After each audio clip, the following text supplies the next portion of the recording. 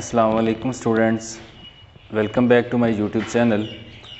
Student, आज हम जो है वो 10th केमिस्ट्री जो है वो स्टार्ट करने जा रहे हैं। Chapter number 1 chemical equilibrium. इस चैप्टर के अंदर हम जो है वो बेसिक डेफिनेशन जो है केमिकल इक्विलिब्रियम या केमिकल रिएक्शन के अबाउट जो है वो डिस्कस करेंगे और उसके साथ एग्जांपल जो है कुछ डेरिवेशन जो है वो प्रूव करेंगे। तो इंट्रोडक्शन के अंदर जो है हम केमिकल रिएक्शन को देखते हैं कि केमिकल रिएक्शन जो है वो क्या होता है। सबसे पहले केमिकल रिएक्शन की डेफिनेशन है कि chemical reaction is a process in which reactant are combined to each other to form a new substance that will called product and this process is called chemical reaction. इसकी definition जो है यहाँ पे लिखता हूँ, a process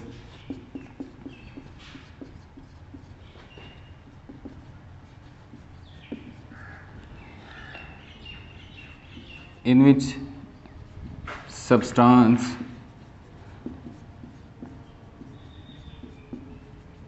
in the form of reactant will combine to form new substance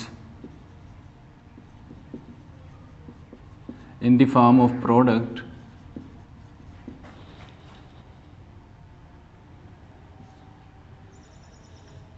is called chemical reaction।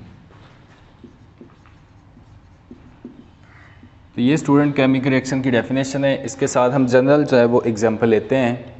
एक general example, उसके अंदर हम दोनों जो है पॉइंट्स रिएक्टेंट और प्रोडक्ट जो है वो क्लियर करेंगे।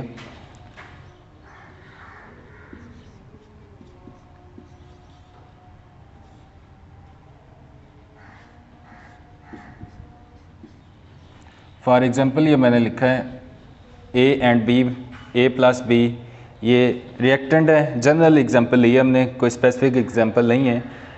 A and B will react to each other to form new substance C and D. These A and B are reactant and these substance will react to combine to form new product, new substance in the form of product. That is this process is called reaction, chemical reaction.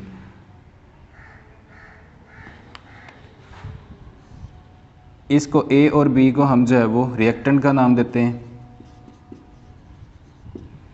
C और D जो है ये product है। तो यहाँ से reactant और product की डेफिनेशन जो है वो भी क्लियर करते हैं। रिएक्टेंट क्या होते हैं? Reactant are substance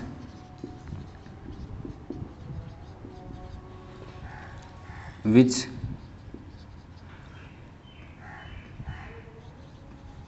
combine to each other during chemical reaction। एक केमिकल रिएक्शन हो रहा है, प्रोसीड हो रहा है, उसके अंदर जो है जो सब्सटेंस आपस में रिएक्ट करते हैं, आपस में मिलते हैं, रिएक्शन के लिए जो प्रिपेयर होते हैं, एक्टिव होते हैं, तो उनको हम बोलते हैं रिएक्टेंट का नाम देते हैं। तो उसके इनके नतीजे में जो रिएक्टेंट आपस में मिल जाते हैं, जो नए सब्सटेंस बनते हैं, नई प्रोडक्ट नए स्पीशीज़ जो फॉर्म होती है केमिकल रिएक्शन के दौरान, उसको हम प्रोडक्ट का नाम देते हैं। तो प्रोडक्ट की यहाँ पे डेफिनेशन जो है वो लिखते हैं, substance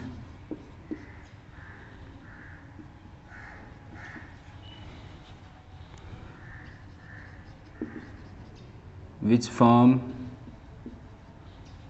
by combination of reactant। ठीक है, जो रिएक्टेंट के कम्बिनेशन से सब्सटेंस जो है वो फॉर्म होते हैं, या तो इसको हम बोलते हैं प्रोडक्ट। ठीक है, रिएक्टेंट एंड प्रोडक्ट। तो ये जनरल एग्जांपल थी, हम इधर जो है एक स्पेसिफिक एग्जांपल में लिखता हूँ।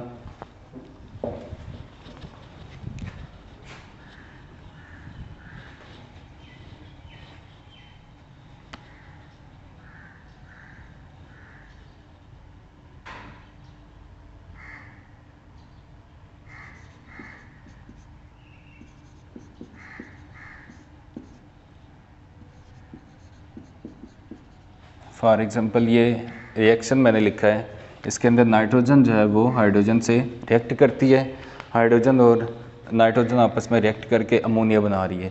यहाँ पे ये जो दो स्पीशीज़ हैं जो रिएक्शन में हिस्सा ले रहे हैं, इसको हम नाम देते हैं रिएक्टेंट का, और इसके नतीजे में जो नए सब्सटेंस बनते हैं हम इसको कहते हैं प्रोडक्ट है। ठीक है, तो अब जो है केमिकल रिएक्शन की जो है वो टाइप्स हम देखते हैं। केमिकल रिएक्शन की दो मेन टाइप्स होती हैं, इरिवर्सिबल एंड रिवर्सिबल।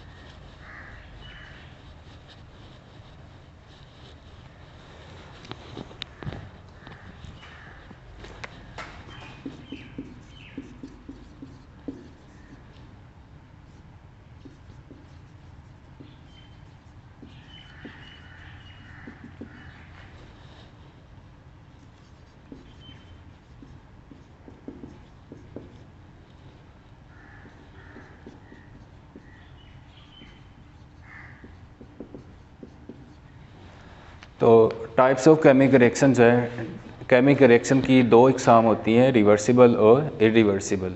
इनको वन बाय वन हम जो है वो डिफ़ाइन करते हैं। रिवर्सिबल जो है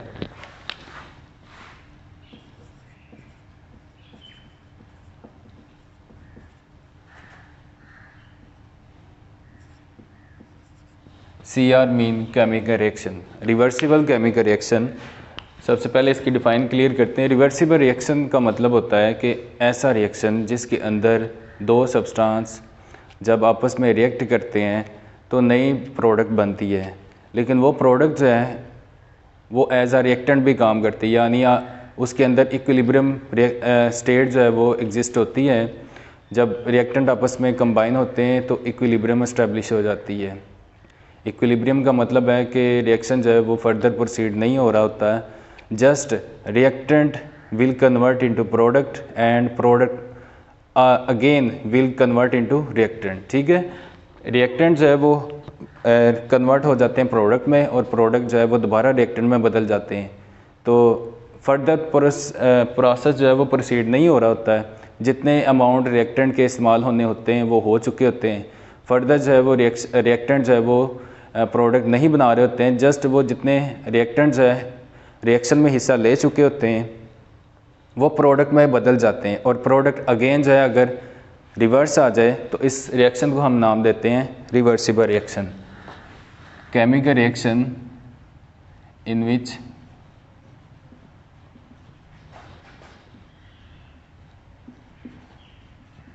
reactant will convert into product and at the same time product will again act as a reactant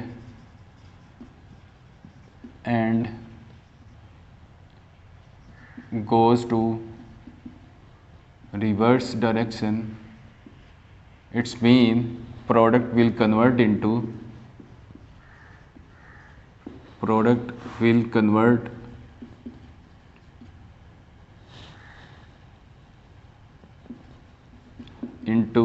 reactant।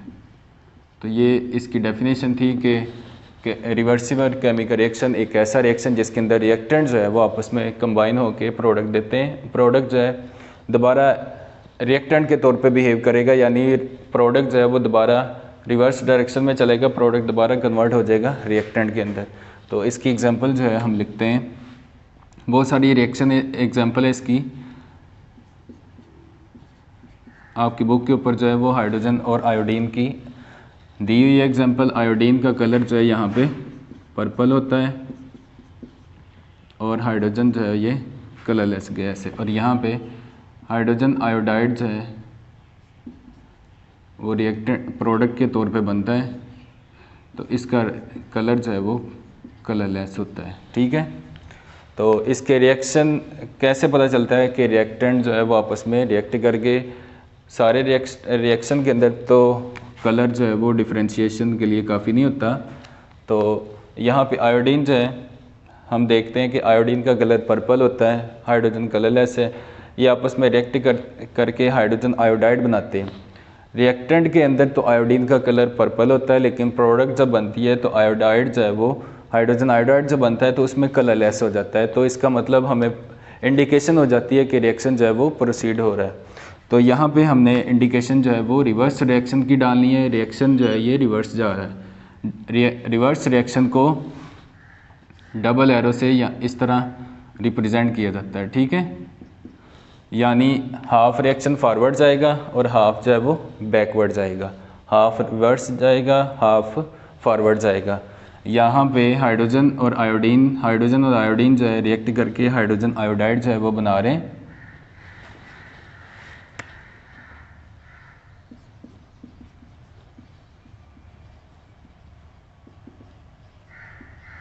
Hydrogen iodide बना रहे हैं। तो ये स्पीशीज़ जो प्रोडक्ट एज अ प्रोडक्ट बनी है ये कलरलेस है। ठीक है, तो इसके साथ जो है इसकी दो ये टाइप्स जो है वो हम डिस्कस करते हैं कि फॉरवर्ड और रिवर्स क्या होते हैं। Forward reaction, forward reaction mean ऐसा रिएक्शन जो प्रोसीड होता है from left to right, from left to right proceed होता है। यानी ये लेफ़्ट साइड है आपकी और ये राइट साइड है। लेफ़्ट साइड से इस तरफ से इस तरफ को जा रहा है प्रोसीड। ये ऊपर वाली ये जो एरो हेड डाला है ये फॉरवर्ड रिएक्शन का साइन है। फॉरवर्ड रिएक्शन को इस साइन से ज़ाहिर किया जाता है। ठीक है, फॉरवर्ड इंडिकेशन है। तो reaction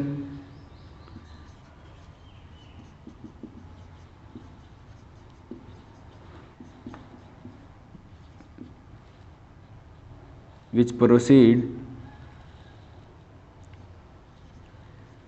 from left to right,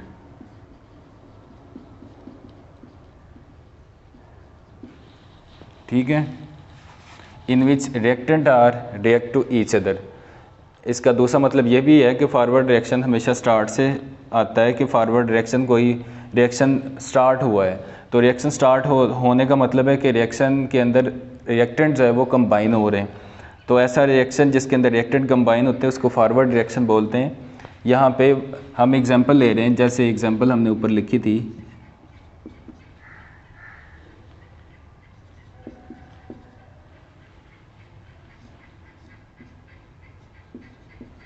ये एक और एग्जांपल में लिख देता हूँ। अमोनिया और हाइड्रोजन आयोडाइड दोनों रिवर्सिबल रिएक्शन के साइन है। इसके अंदर जो है ये नाइट्रोजन और हाइड्रोजन जो है ये रिएक्शन में हिस्सा ले रहे हैं, ये रिएक्शन जा रहे हैं फ्रॉम लेफ़्ट टू राइट, तो ये फॉरवर्ड रिएक्शन होगा। इसी तरह रिवर्स रिएक्शन होना है,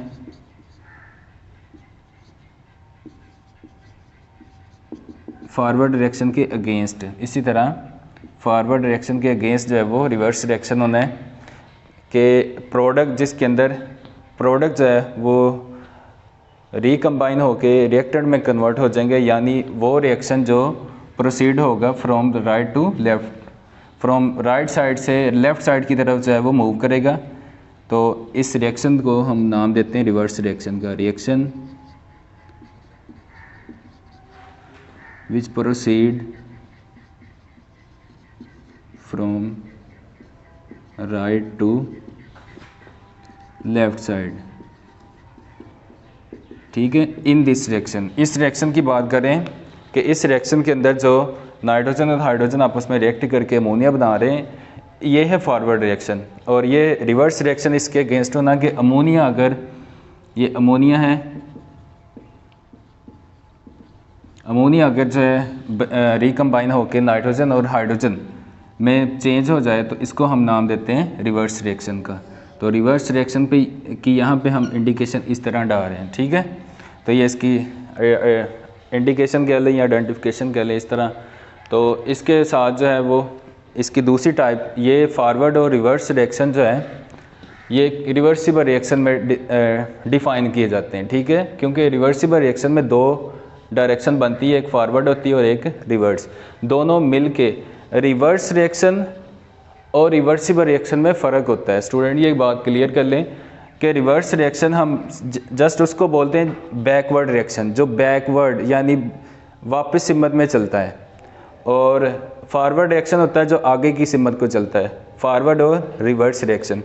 रिवर्स रिएक्शन अकेला रिवर्स का मतलब होता है रिवर्स होना, बैकवर्ड मूव करना, ठीक है। लेकिन रिवर्सिबल का मतलब होता है फॉरवर्ड भी जाना और रिवर्स भी होना, फॉरवर्ड भी जाना और रिवर्स भी होना, आगे भी जाना और पीछे भी।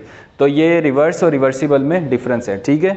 तो इसके साथ केमिकल रिएक्शन की दो टाइप्स थी, रिवर्सिबल रिएक्शन और दूसरी है इरिवर्सिबल।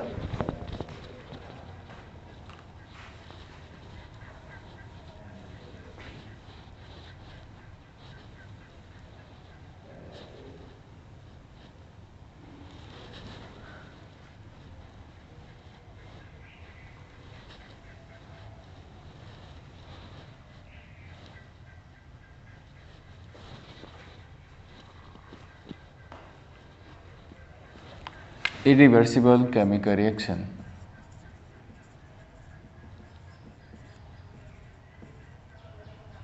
इरिवर्सिबल केमिकल रिएक्शन, इसकी डेफिनेशन पहले क्लियर कर लें। Irreversible chemical reaction in which reactant will react to each other to form a product. Forward reaction proceed होगा लेकिन रिवर्स रिएक्शन जो है वो प्रोसीड नहीं होगा, यानी रिएक्टेंट जो आपस में मिल के प्रोडक्ट बनाएंगे लेकिन प्रोडक्ट जो है वो दोबारा रिकम्बाइन नहीं होंगे, यानी ये रिएक्शन जो है कंप्लीशन होगा, कंप्लीट की तरफ जाएगा, इनकम्प्लीट नहीं होगा। तो ऐसे रिएक्शन जो कंप्लीट हो जाते हैं वो मुकम्मल रिएक्शन कहलाते हैं, यानी वो कभी भी दोबारा जो है वो रिएक्टेंट के अंदर नहीं बदलते, ठीक है। उसको इरिवर्सिबल बोलते हैं। इरिवर्सिबल का मतलब है रिवर्स ना होना, ठीक है। Irreversible chemical reaction in which reactant form product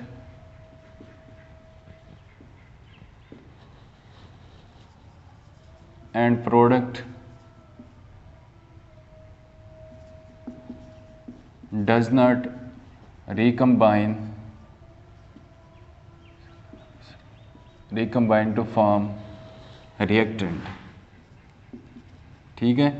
ऐसा केमिकल रिएक्शन जिसके अंदर रिएक्टेंट जो है वो आपस में मिलके प्रोडक्ट तो बनाते हैं लेकिन प्रोडक्ट जो है वो दोबारा रिकम्बाइन जो है वो नहीं होते, यानी वो रिएक्शन कंप्लीट हो चुका होता है, उसमें इक्विलिब्रियम एग्जिस्ट नहीं होता है, एस्टैब्लिश नहीं होती, इक्विलिब्रियम की एस्टैब्लिशमेंट नहीं होती, जिसकी वजह से वो रिएक्शन जो है वो मुकम्मल हो जाते हैं।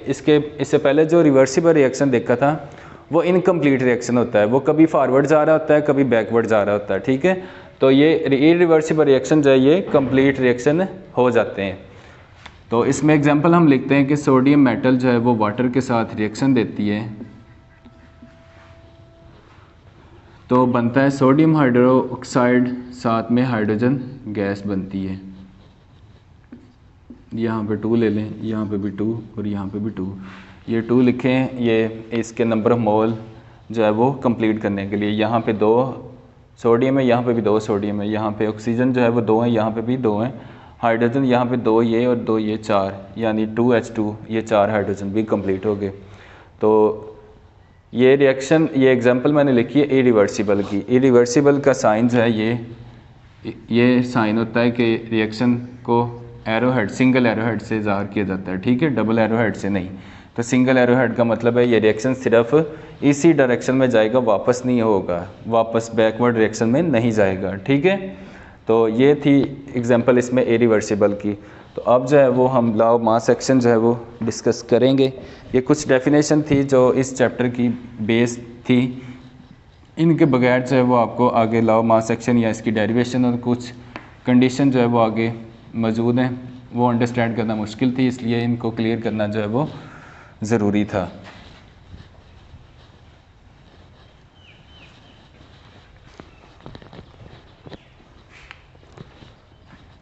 यहाँ पे लिखते हैं law of mass action. Law of mass action क्या है? लॉ ऑफ मास एक्शन की सबसे पहले डेफिनेशन है कि लॉ ऑफ मास एक्शन एक साइंटिस्ट है गोल्डबर्ग और वेग, जिसने लॉ ऑफ मास एक्शन पेश किया it is a law in which rate of reaction of a reactant is directly proportional to the active masses of the reactant, active masses of the product. तो यानी rate of reaction जो है वो उतना ज़्यादा proceed होगा जितना reactant का मास जो है वो एक्टिव होगा। एक रिएक्शन हमने करवाया है, उसके अंदर रिएक्टेंट टेक पार्ट किए, रिएक्शन हो गया, प्रोडक्ट बन गई। वो जो प्रोडक्ट की अमाउंट है वो डिपेंड करेगी रिएक्टेंट के मास के ऊपर कि कितना मास एक्टिव था। यानी रेट ऑफ रिएक्शन जो है वो डायरेक्टली प्रोपोर्शनल होगा active mass of the reactant, active mass of the reactant. इसकी डेफिनेशन जो है स्टेटमेंट लिख देते हैं।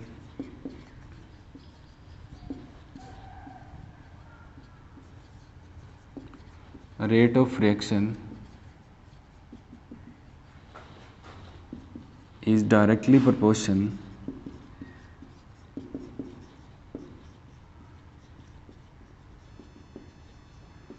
to active mass of reactant, active mass of the reactant. Law of mass action is given by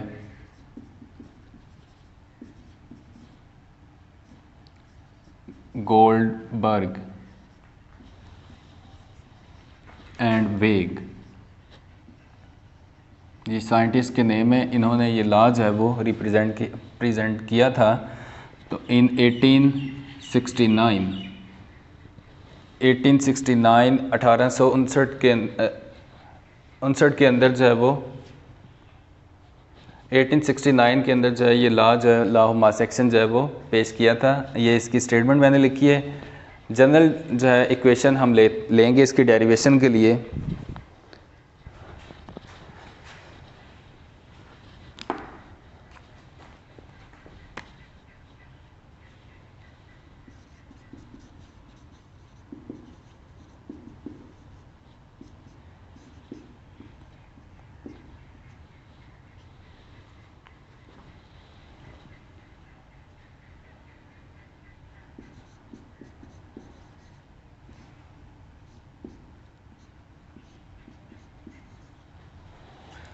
ये हमारे पास एक जनरल रिएक्शन है, इसके अंदर मैंने लिखा है A + B रिएक्टेंट्स है, रिएक्ट करके प्रोडक्ट बनी है B एंड C। तो इसके लिए जो है वो हम रेट ऑफ रिएक्शन जो है, rate of reaction for forward reaction,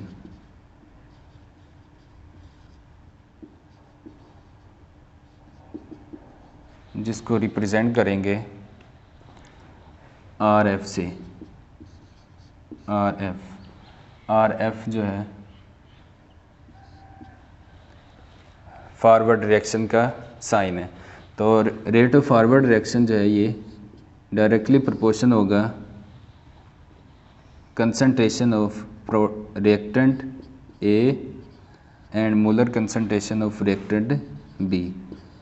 ये ब्रैकेट जो है यहाँ पे मैंने पुट की है, ब्रैकेट जो है ये मोलर कंसंट्रेशन को शो करेगी। यानी रिएक्टेंट और प्रोडक्ट जो है इसकी कंसंट्रेशन को हम मोलर कंसंट्रेशन से रिप्रेजेंट करते हैं, यानी ब्रैकेट स्क्वायर ब्रैकेट इस तरह डालते हैं। तो इसको ये प्रोपोर्शनल साइन जो है यहाँ पे ख़त्म करेंगे, तो इसकी जगह रिस्पेक्टिव RF रिएक्शन साइन है फॉरवर्ड रिएक्शन का, उसके लिए कांस्टेंट आ जाएगा KF। ठीक है, तो इसके साथ A और ये आगे B। इसी तरह हम आगे चलते हैं। Rate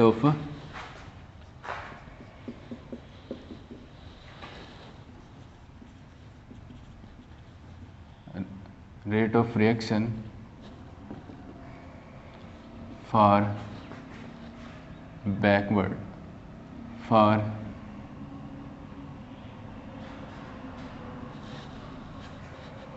reverse reaction.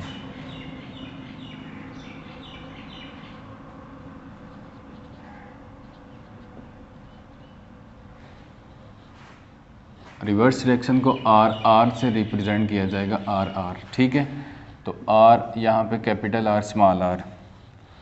तो ये जो है ये डायरेक्टली प्रोपोर्शन होगा molar concentration of product C and D, molar concentration of C and D दोनों के डायरेक्टली प्रोपोर्शन होगा मोलर कंसंट्रेशन के। यहाँ पे प्रोपोर्शनल साइन ख़त्म करेंगे, उसी तरह रिस्पेक्टिव के आर आ जाएगा यहाँ पे constant for K R is a constant for reverse reaction.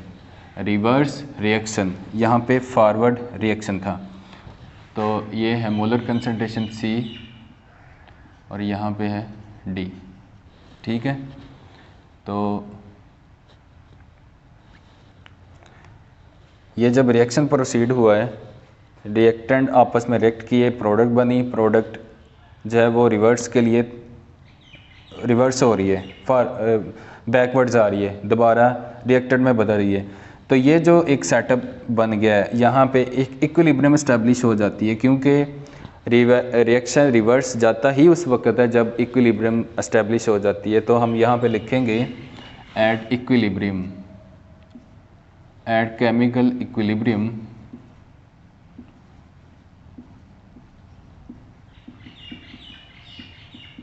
जब केमिकल इक्विलिब्रियम जो है वो एग्जिस्ट एस्टेब्लिश हो जाता है, तो उसके ऊपर कहता है, हम जानते हैं कि रेट ऑफ फॉरवर्ड और रेट ऑफ रिवर्स रिएक्शन जो है वो इक्वल हो जाते हैं। तो हम यहाँ पे लिखते हैं, एक तरफ हम लिख लेंगे रेट ऑफ फॉरवर्ड रिएक्शन और दूसरी तरफ रेट ऑफ रिवर्स रिएक्शन। इसकी वैल्यू RF की वैल्यू हम पुट करते हैं यहाँ पे KF A, उसी तरह ये B, ठीक है। इसी तरह RR की पुट करते हैं,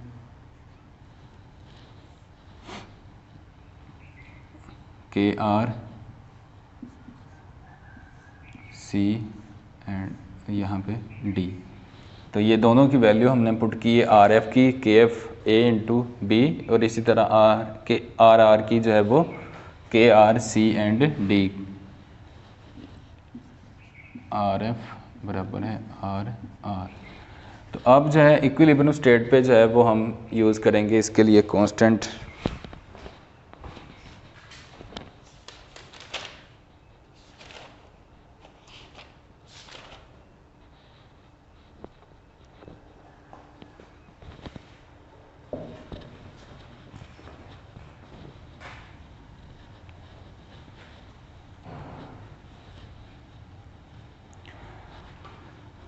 इक्विलिब्रियम के ऊपर रेट ऑफ रिएक्शन को Kc से ज़ाहिर किया जाएगा, यानी उसका इक्विलिब्रियम कांस्टेंट जो है वो Kc होगा। Kc जो है वो बराबर होता है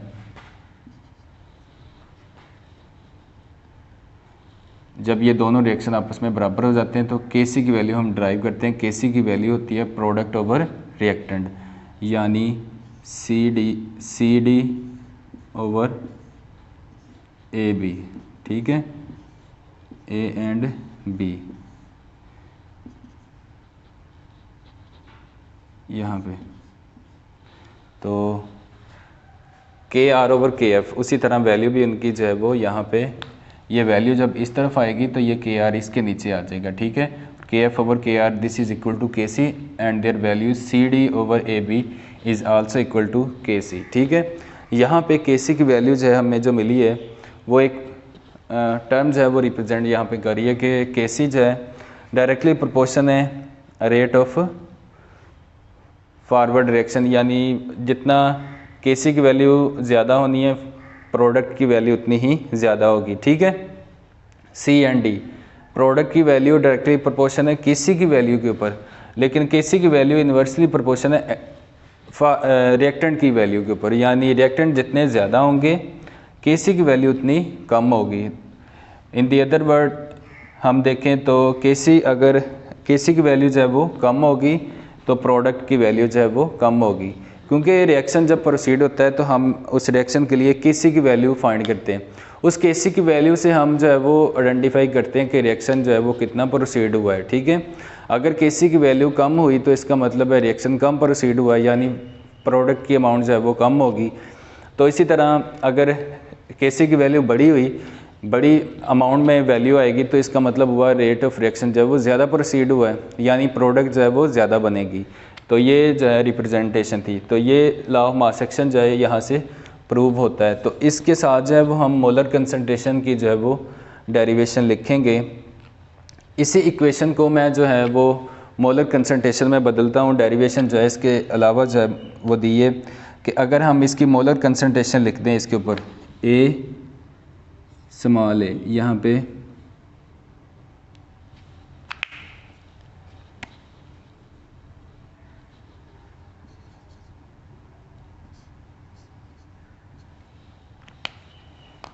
स्मॉल बी, इसी तरह स्मॉल सी और यहाँ पे स्मॉल डी आ जाएगा रिस्पेक्टिव। इसी तरह इनकी मोलर कंसंट्रेशन के ऊपर ये पावर जो है यहाँ पे ए, इसी तरह बी, यहाँ पे ए और बी, और इसी तरह यहाँ पे सी और ये डी, यहाँ पे भी सी और डी, इसी तरह यहाँ पे ए और ये बी, यहाँ पे सी और ये डी, यहाँ पे सी, यहाँ पे डी, यहाँ पे ए और यहाँ पे बी।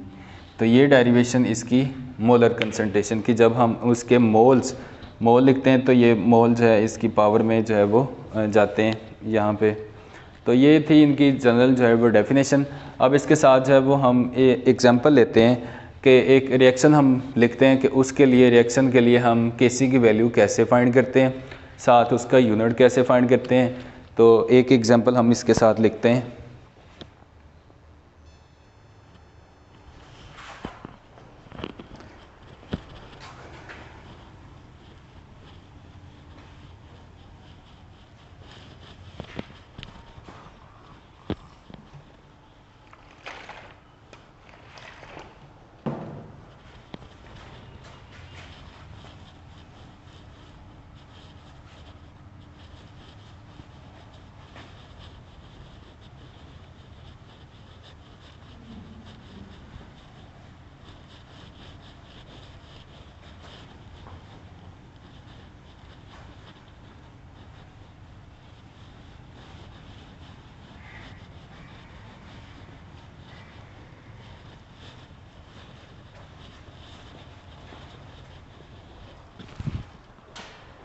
यहाँ पे मैंने एग्जांपल लिखी है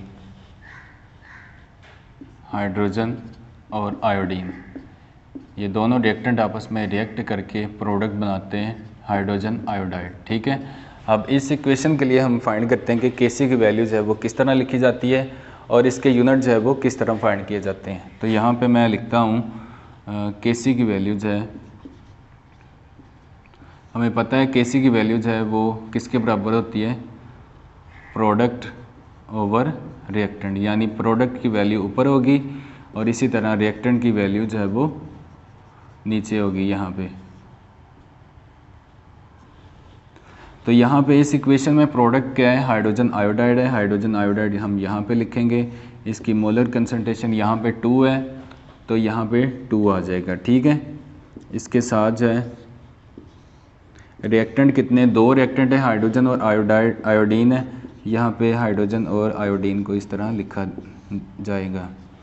और यहाँ पे स्टूडेंट एक बात थी कि ये molar concentration number of mole, यहाँ पे ये 2 जो है ये नंबर ऑफ मोल है। नंबर ऑफ मोल जो है मोलर कंसंट्रेशन होती है वो यहाँ पे राइट साइड के कॉर्नर के टॉप के ऊपर लिखा जाता है, जबकि कोई भी यहाँ पे स्पीशीज़ हो सकती है, कोई भी सब्सटेंस होगा तो उसके राइट साइड पे टॉप पे यहाँ पे लिखा जाएगा उसकी जितनी भी, यहाँ पे 3 होगा 3 आ जाएगा, 2 होगा 2 आ जाएगा, 4 होगा 4 आ जाएगा। लेकिन ये जो नीचे लिखे होते हैं H2 और I2, ये नंबर ऑफ़ एटम होते हैं, यानी मॉलिक्यूल में एटम्स की तादाद होती है, इसको एज सच वैसे ही साथ लिखा जाता है, ये मोलर कंसंट्रेशन नहीं होगा। तो हम इसके लिए ये Kc की वैल्यू जो है इसके लिए निकल आई। ठीक है, तो अगर हमारे पास जो है, हमारे पास अगर इनकी वैल्यू दी, न्यूमेरिकल वैल्यू भी दी हो तो हम उसकी वैल्यू जो है वो फाइंड कर सकते हैं। तो एग्जांपल हम लेते हैं इसके बाद। अभी फ़िलहाल जो है इसकी Kc की वैल्यू लिखी है, इसके साथ इसका यूनिट फाइंड करते हैं। यूनिट मोल पर डेसीमीटर क्यूब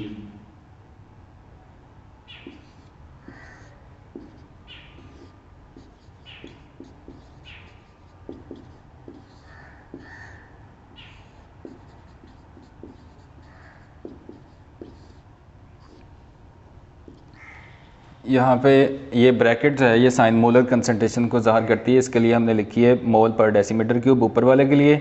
यहाँ पे 2 था तो इसके ऊपर भी स्केयर यहाँ पे 2 आ गया। यहाँ पे इसकी पावर में 1 था तो दोनों के लिए 1 1 आ गया। तो यहाँ पे हाइड्रोजन के लिए लिखा हमने रिस्पेक्टिव जो है हाइड्रोजन और आयोडीन के लिए लिख दिया मोल पर डेसीमीटर क्यूब।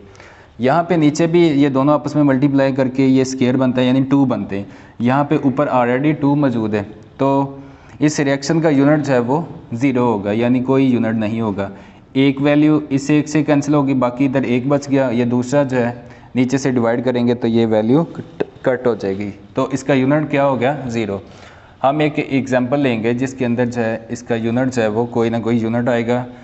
तो फॉर एग्जांपल ये नाइट्रोजन है, यहाँ पे हाइड्रोजन है, ये रिएक्शन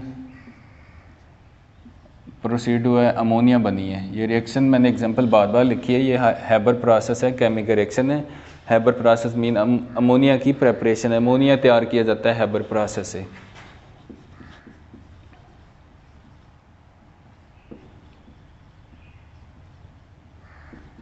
शॉर्ट क्वेश्चन में पूछ सकते हैं कि हैबर प्रोसेस की आप इक्वेशन ड्राइव करें और उसके लिए केसी की वैल्यू जो है वो राइट करें। तो हम यहाँ पे केसी की वैल्यू जो है लिखने का तरीका आपको बता रहे हैं कि केसी की वैल्यू कैसे लिखी जाती है। हमेशा प्रोडक्ट जो है वो ऊपर आएंगे, इसी तरह रिएक्टेंट जो है वो यहाँ पे प्लेस हो गए और इसके लिए हम वैल्यू जो है वो लिखते हैं अमोनिया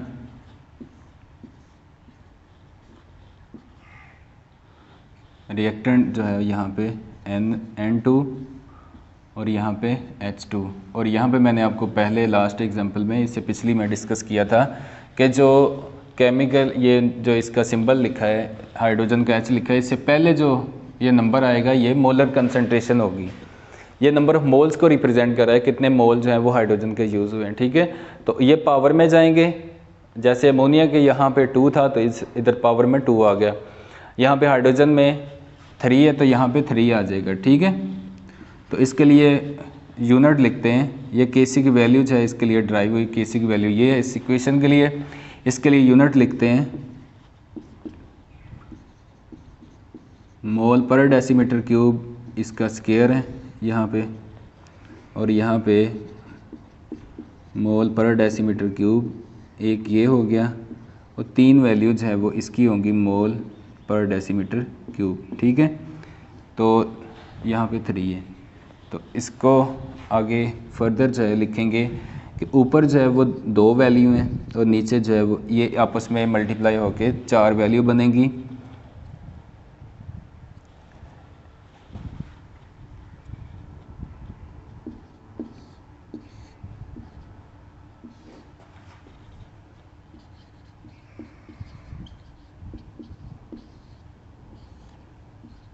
ये 2 वैल्यू जो हैं इस 4 में से 2 माइनस हो जाएंगी, बाकी जो है वो नीचे 2 बच जाएंगी। यानी उसको हम इस तरह लिखेंगे केसी बराबर होगा, यानी केसी के लिए यूनिट जो है यूनिट फॉर केसी। ठीक है, यूनिट फॉर केसी। तो इसके लिए हम लिखते हैं 1 मोल पर डेसीमीटर क्यूब और यहाँ पे पावर जो बची थी वो थी 2। तो अगर हम इसको बटे से ऊपर लेके जाएं तो ये पावर जो है ये माइनस में हो जाएगी, यानी